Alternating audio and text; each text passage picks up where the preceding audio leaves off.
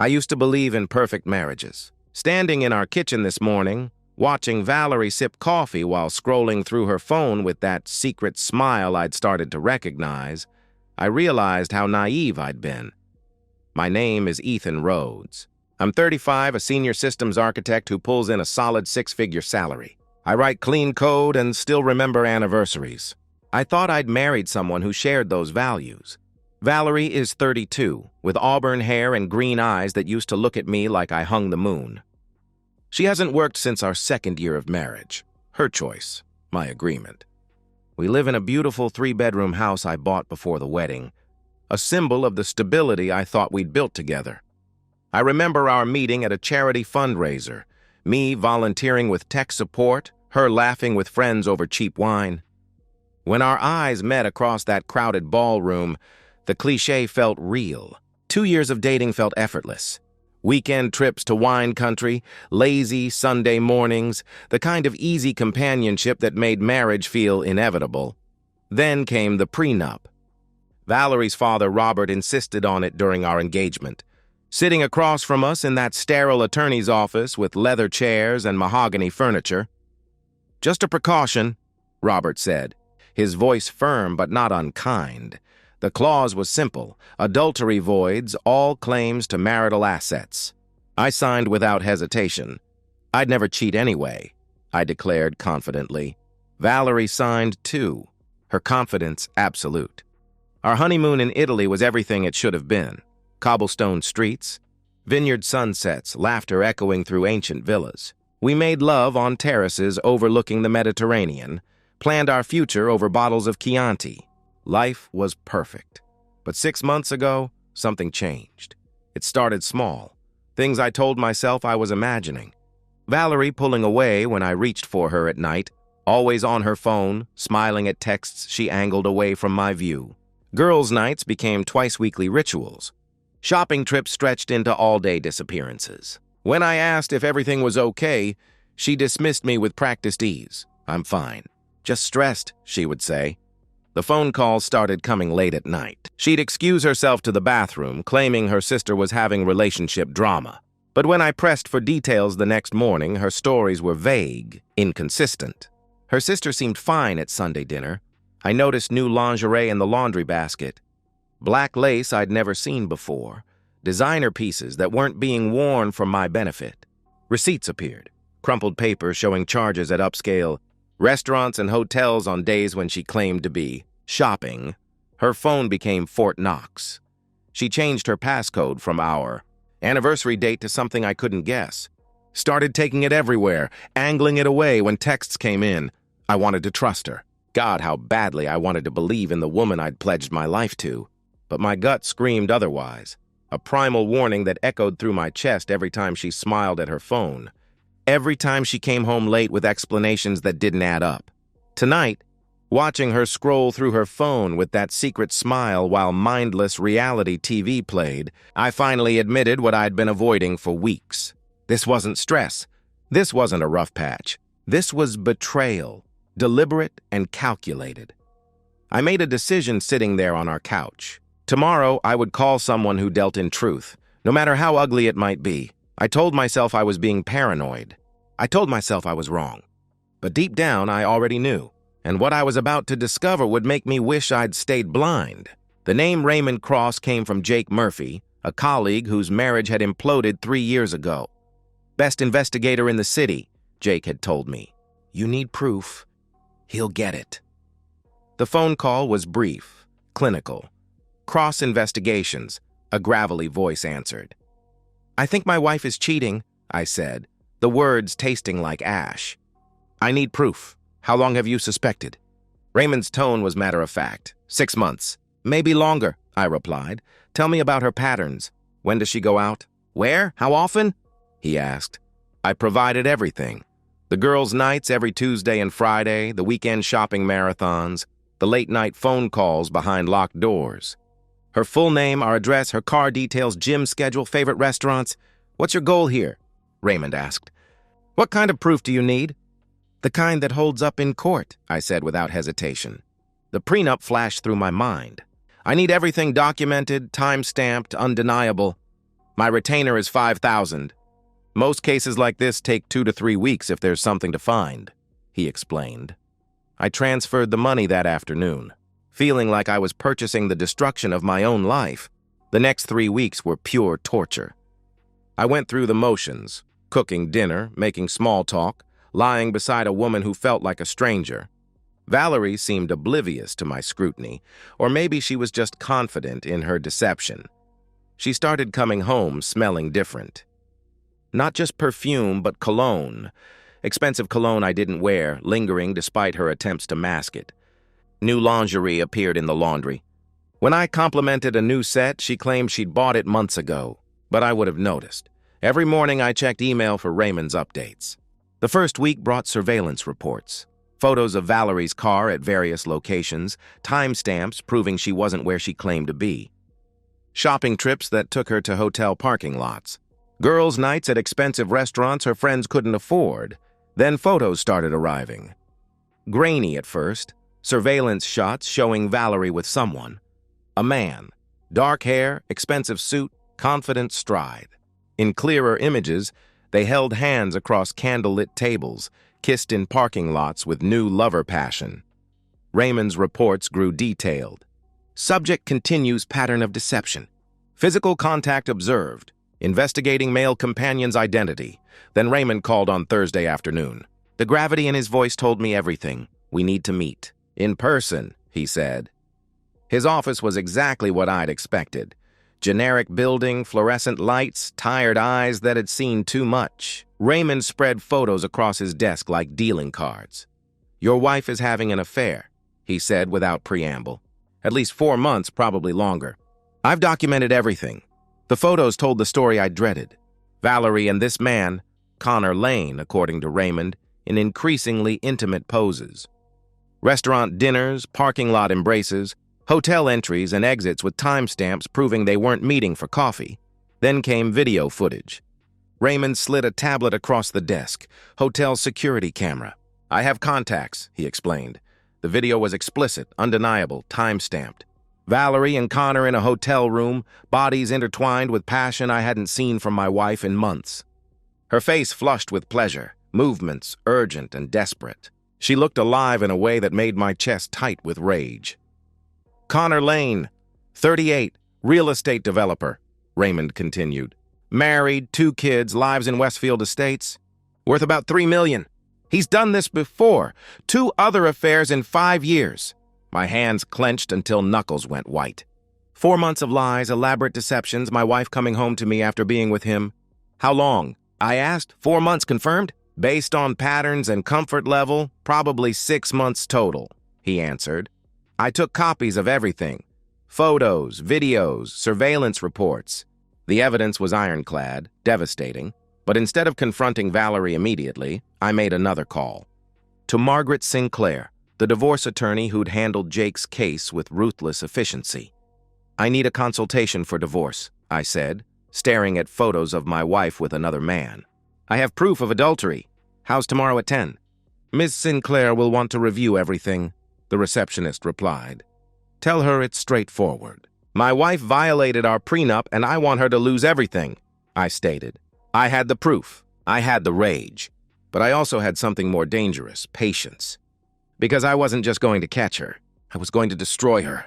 Margaret Sinclair's office occupied the top floor of a downtown high-rise, all windows and expensive furniture that spoke of ruthless competence. She was exactly what I'd expected, sharp-eyed, impeccably dressed, with the predatory smile that made opposing counsel nervous.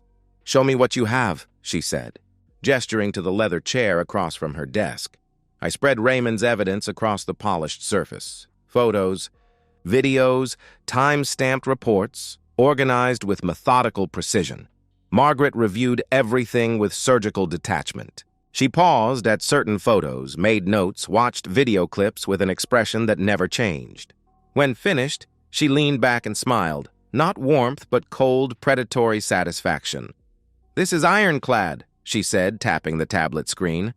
Photos, videos, timestamps, third-party verification, combined with your prenuptial agreement, she gets nothing. Absolutely nothing. She pulled out my prenup and traced the relevant clause. Adultery voids all claims to marital assets. Clean, simple, unbreakable. The house is premarital property anyway. All savings, retirement accounts, investments, everything remains yours, she explained. I leaned forward. I want to file immediately, but don't serve her yet. Margaret raised an eyebrow. You want to confront her first? I want her to dig her own grave. I want her to think she has leverage, to show me exactly who she really is. Then I want to watch her face when she realizes she's lost everything, I replied. Margaret smiled genuinely this time. Risky, but satisfying. And legally sound. We'll have papers ready. When you decide to proceed, I can have a process server at your door within an hour. We spent 2 hours discussing strategy. The prenup's implications were devastating. Adultery didn't just void Valerie's asset claims, but eliminated alimony. The house, purchased before marriage, was mine regardless. Joint savings, retirement accounts, even furniture, all mine. Your father-in-law built the perfect weapon to destroy his daughter's financial security, Margaret noted with irony. He thought he was protecting you both. Instead, he made her divorce the most expensive mistake of her life. Over the next week, I prepared with methodical precision. Every system needed a blueprint, and destroying my wife's world required the same careful planning as enterprise software. I opened a separate bank account, transferring enough for expenses but leaving joint accounts intact. No red flags. I changed personal account passwords but left shared ones alone. I consulted an IT security expert about recording conversations. Single-party consent state, I was covered. I backed up 5 years of financial records, documenting every major purchase and account. If Valerie wanted to fight, she'd discover I'd documented our entire financial life with obsessive detail. At home, I played the oblivious husband perfectly. Asked about her day, mentioned car trouble, suggested vacation planning. Valerie barely engaged, attention constantly pulled to her phone. One evening, she mentioned Friday girls' night. I nodded enthusiastically, kissing her forehead. Have fun. Tell Sarah I said hi, I told her warmly. Friday night, while Valerie was presumably with Connor, I sat in my office reviewing everything. Evidence folder organized chronologically, videos queued, recording device charged and tested. Margaret's divorce papers in my desk drawer. I poured 2 fingers of Macallan, not to numb myself but to steady my hands. Tomorrow I'd give Valerie exactly what she deserved. Truth and consequences. She would walk in thinking she was untouchable, believing her lies had succeeded, confident she could continue indefinitely. She had no idea she was about to lose everything: marriage, security, home, family respect, and most importantly, her sense of superiority. I wasn't nervous anymore. I was excited. Because tomorrow, Valerie would discover what happened when you underestimated the man whose life you'd been systematically destroying, and I was going to enjoy every second of her realization. I arrived home Saturday afternoon with the evidence folder on my passenger seat and the digital recorder already running in my shirt pocket. My hands were steady, my breathing controlled, my rage crystallized into something cold and surgical. 3 weeks of investigation, 2 weeks of legal preparation, and months of suspicion had led to this moment. I walked through the front door to find Valerie exactly where I'd expected, sprawled across our leather couch, reality TV playing on the 70-inch screen I'd bought for our anniversary, phone in hand, completely at ease in the home she was about to lose. Hey, babe, she said without looking up, her thumb scrolling through what I now knew were probably messages from Connor. How was work? The casual dismissiveness in her voice, I hadn't even been at work, it was Saturday afternoon, crystallized everything wrong with our marriage in a single moment. She didn't care enough to remember what day it was, let alone where I'd been. I was furniture to her, a convenient accessory to the life I provided.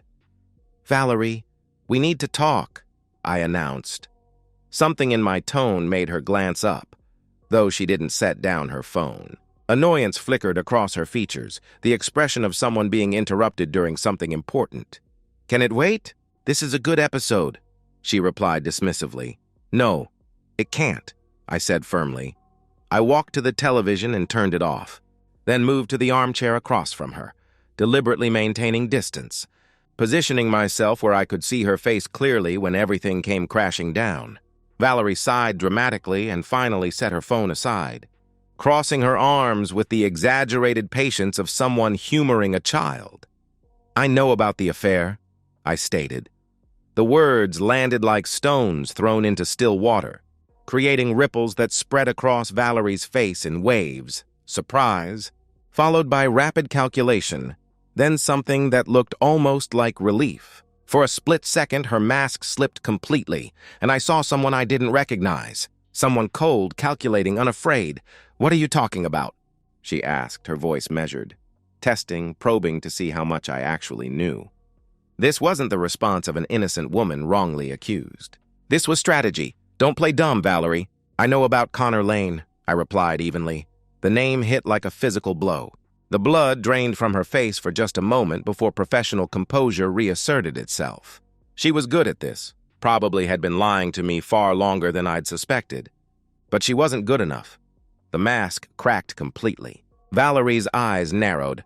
Her posture shifted from defensive to something approaching aggressive. She set her phone down with exaggerated care, leaned back against the couch cushions, and crossed her arms.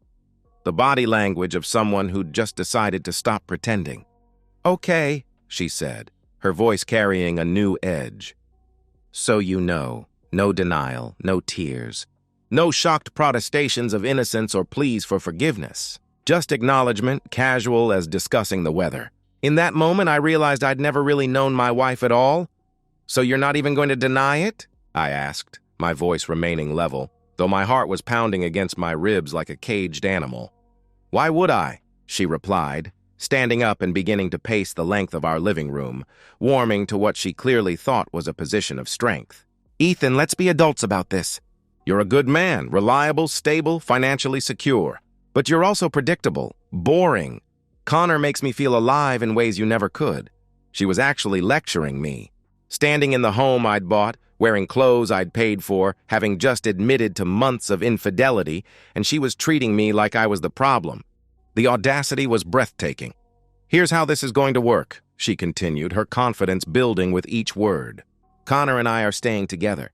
This isn't some fling, Ethan. We're in love. Real love. The kind that makes you forget everything else exists.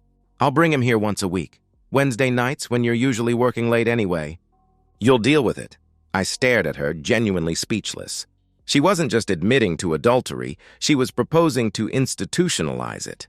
To turn our marriage into some twisted arrangement where I paid for the privilege of being humiliated in my own home. "Or what?" I asked, my voice dangerously quiet. Valerie's smile was pure predator, the satisfied grin of someone who thought they were holding all the cards. "Or I divorce you and take half of everything. The house, your savings, your retirement accounts, all of it. Community property, baby. 50-50 split. I'll ruin you financially while Connor and I build something real," she declared smugly. She walked to the kitchen, poured herself a glass of wine like she was celebrating. Like she'd already won. "And honestly, Ethan, this is your fault. You're boring, predictable.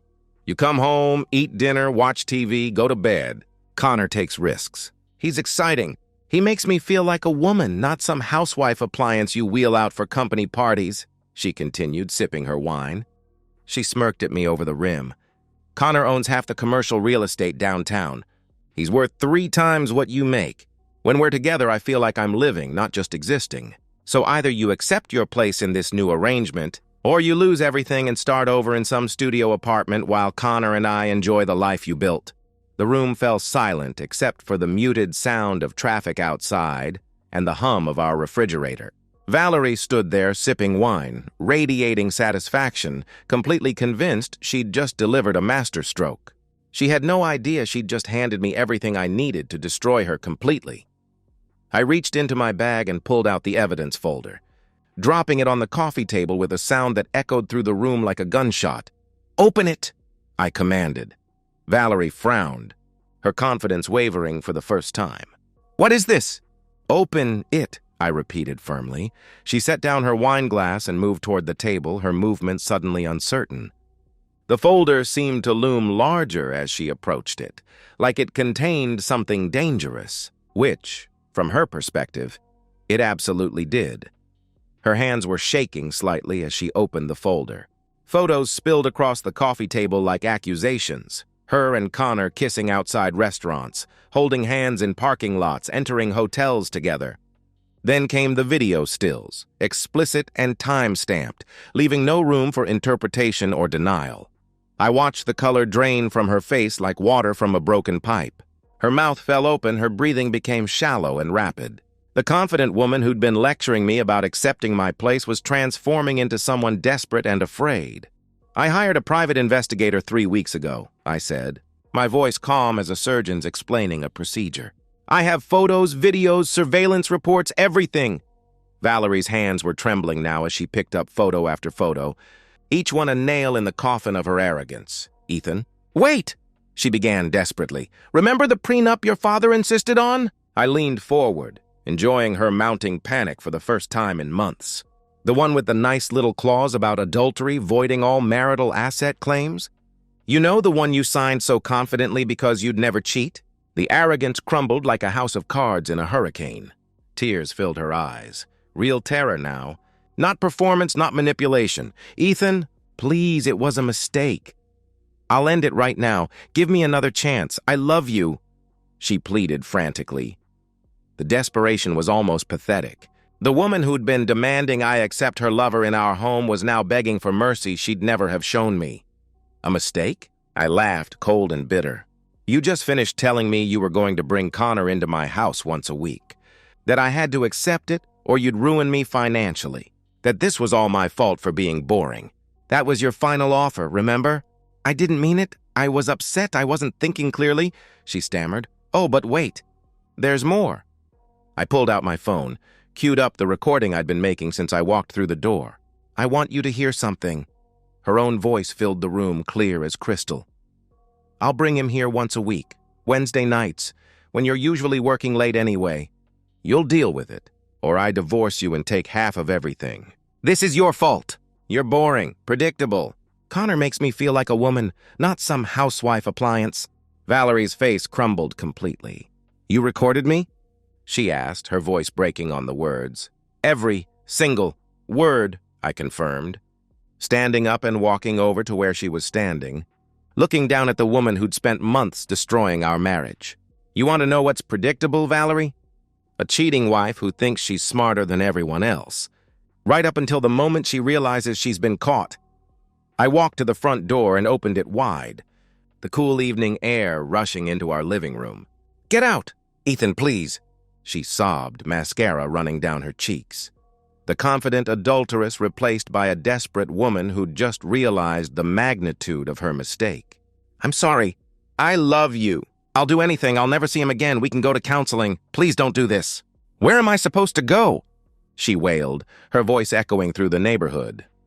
"Not my problem," I replied coldly. I grabbed her purse from the side table and handed it to her. "You should have thought about that before you decided to fuck another man in hotel rooms while planning to humiliate me in my own home." I guided her toward the door, not roughly, but firmly, the way you'd escort a trespasser off your property. "Ethan, please! I have nowhere to go."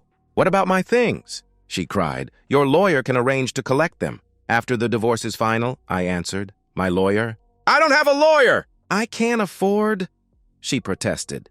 "Should have thought of that before you violated the prenup that's going to leave you with nothing." I stepped back, giving her space to walk through the doorway. "Goodbye, Valerie." She stood on the porch, sobbing, begging, reaching for me through the open door. "Please, I'm sorry." "I love you. Don't do this to me." I closed the door and turned the deadbolt. The click echoed through the house with beautiful finality. Valerie pounded on the door, her sobs and pleas muffled by the solid wood, but I was already walking away. I pulled out my phone and sent 2 texts. The first to Margaret. "Confrontation complete. Proceed with filing." The second to Robert, Valerie's father. "Need to speak with you. Can you call me tonight?" Then I poured myself another whiskey and listened to my wife's world fall apart on the other side of the door. She'd thought she was untouchable. She'd thought she could destroy me and walk away with half of everything I'd worked for. Instead, she'd just destroyed herself. But I wasn't done. Not even close. Robert answered on the first ring, his voice heavy with exhaustion. "Ethan, Valerie called crying, saying you'd thrown her out. What happened? He asked. I could have eased into it, but Robert deserved the truth. Robert, Valerie's been having an affair. I have proof. I'm filing for divorce and enforcing the prenup, I explained.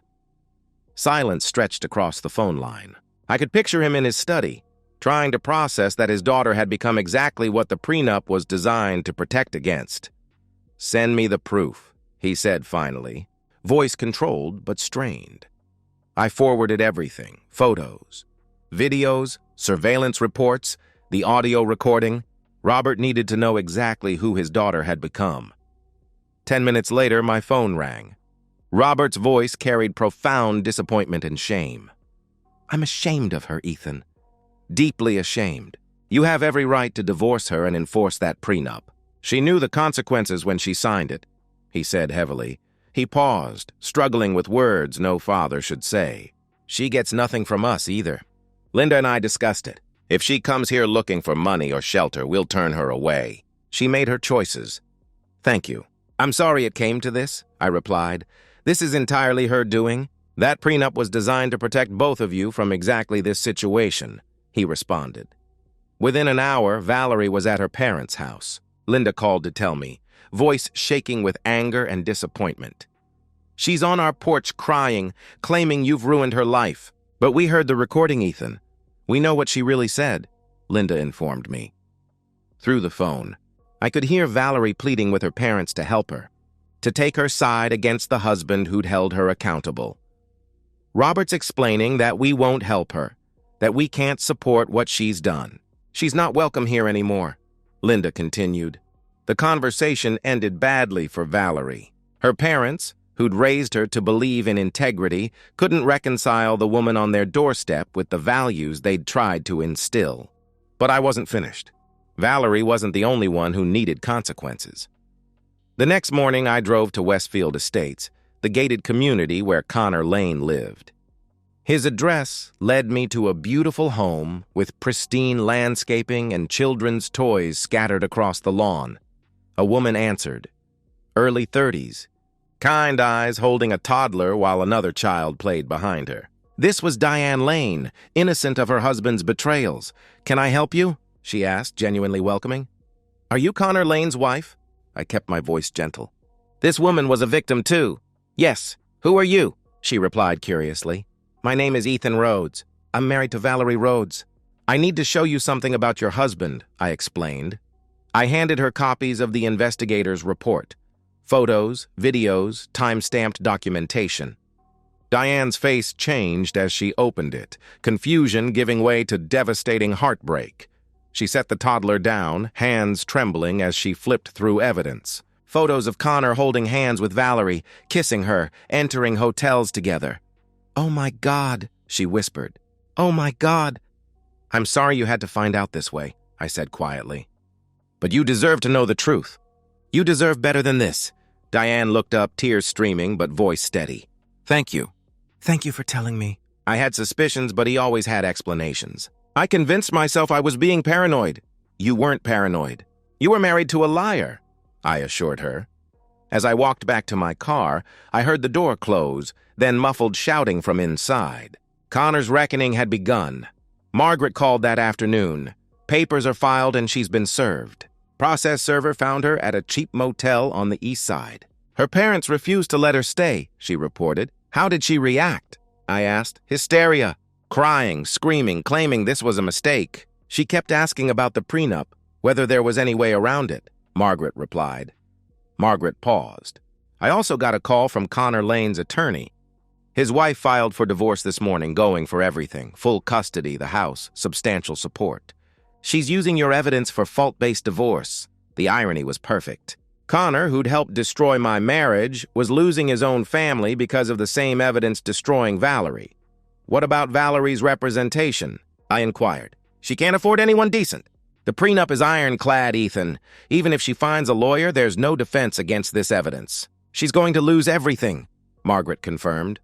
I'd torn down everything Valerie thought she could rely on. Marriage, security, family support, even her lover's stability. All that remained was watching the ashes settle.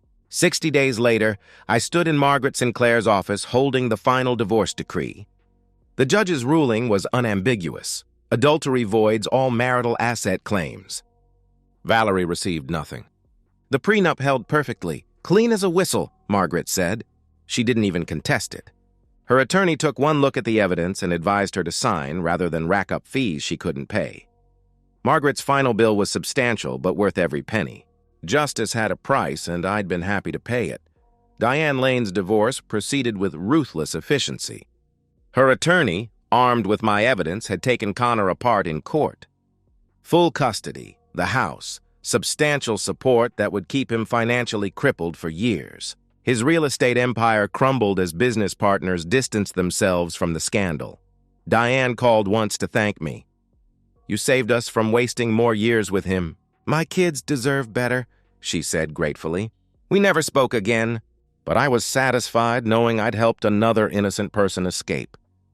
Valerie left town after the divorce, unable to find work where her reputation preceded her. Friends abandoned her, family disowned her. She sent one email about regret and second chances. I deleted it unread, then blocked her address.